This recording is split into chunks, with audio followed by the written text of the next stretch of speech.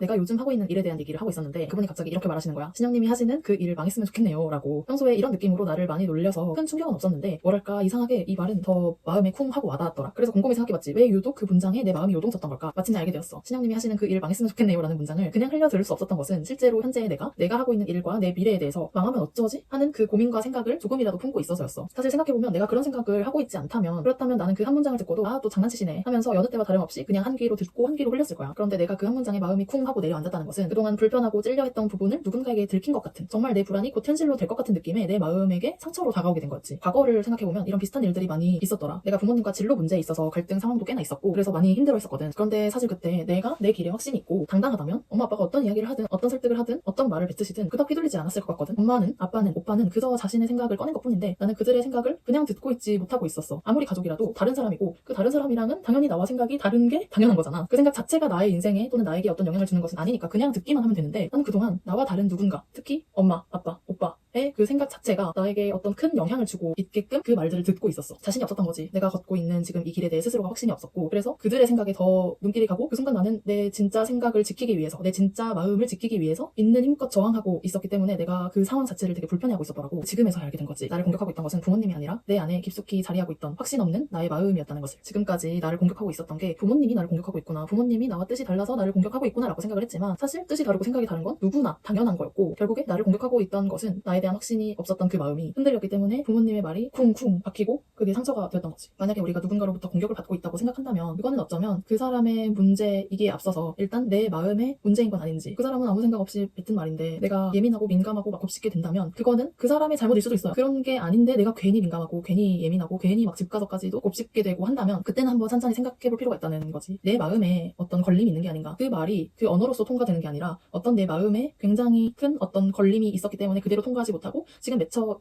있는 거니까, 나는 어떤 걸림이 있나, 나는 어떤 상처가 있고, 나는 어떤 고정관념이 있고, 나는 어떤 감정이 뭉쳐져 있는지 이걸 한번 살펴볼 필요도 있겠다라는 생각에서 이번 영상을 이렇게 찍게 되었어. 그래서 만일 누군가가 나를 지독히 괴롭히고 있는 것 같다면 우선 그 누군가를 바라보기 이전에 내 자신을 한번 바라보자.